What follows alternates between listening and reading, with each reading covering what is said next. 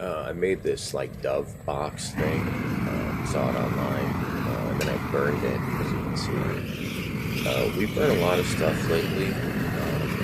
It's pretty fun. Looks good. Sometimes our grandma comes out and she's like, "What are you doing?" And we're like, "We're burning stuff." She's like, "Why?" And we say, "It makes it waterproof." And she's like, "How?" And I'm like, "It's like carbon or something." Anyway, so if you're gonna make this, to burn it, you gotta cut some wood first. So this is the base piece. This is gonna be 9 inches, and it just extends the platform out. So yep, you got that 9 inch piece. Beautiful. Now you're gonna cut a 10 inch piece for the back. So to do that, first you're gonna set that gauge in the back to 10 degrees because we're gonna have a sloping roof. So there's going to be, that's the top of our back piece. We adjust it back to 0. Measure our 10 inches for the height of the box. And then you cut it like that. Ooh. Cool. All right. So next, these are the side pieces. So you see I have the saw set to 10 degrees, like left or right, and you cut it. This is 10 inches, so 10 inches at the top to make sure that it's going to be right at the same height as our back piece.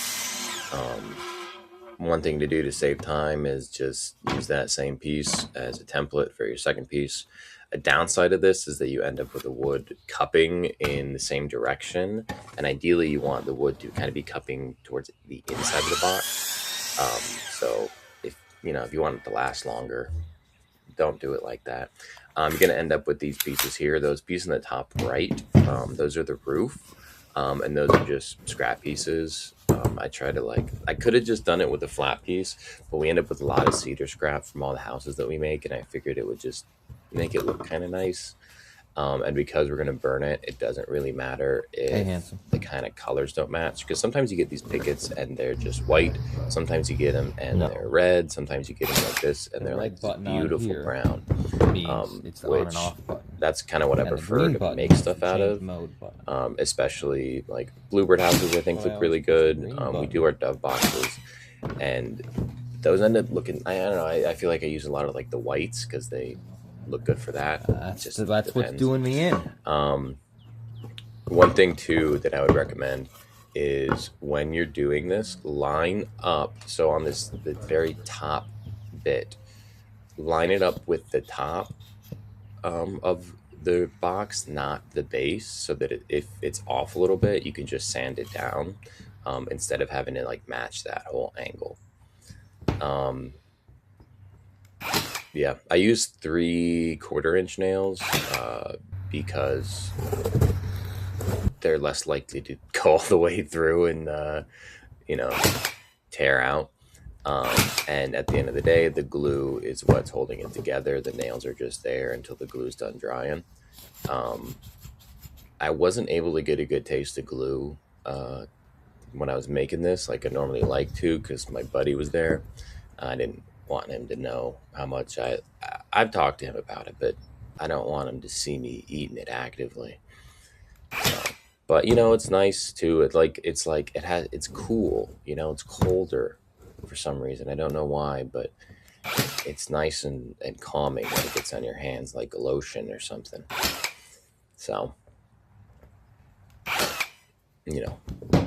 like I say all the time, the most important part of all of this is the glue. It's what keeps me going. It's what holds it all together. It's what makes these houses nicer than the ones they have at Walmart, because those are just stapled together, and they will fall apart by the end of the year.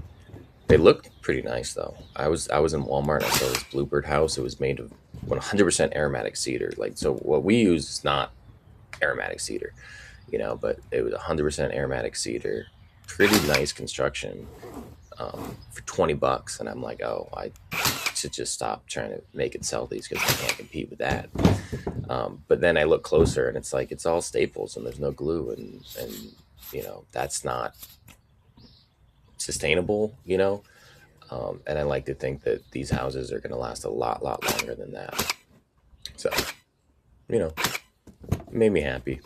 I don't really bother like making sure that these are perfectly even on each side. I just kind of eyeball it, because at the end of the day, we're burning it, and any kind of piece that's off, it doesn't matter.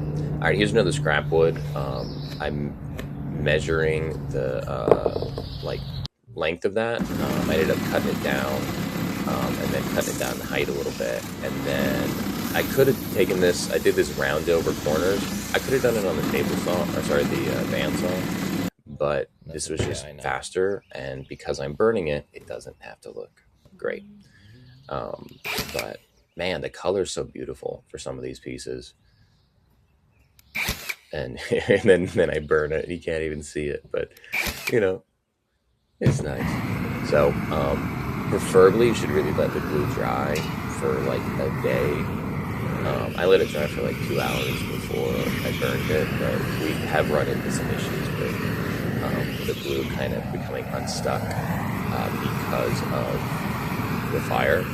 The first few times I ever did this like Shoshugibon thing, I kind of just did this light little like char, this little Passover, and I hated the way that it looked. I thought it looked cheap. And then my buddy made these birdhouses, and they were gorgeous with Shoshugibon. He also did like pine bowls that looked amazing. And I'm like, how did you get it to look so good? And it's like you burn it, like you catch it on fire, So, hey, looks good. It's fun. You see the crackling, right, of that charcoal on the surface. That's what you're looking for.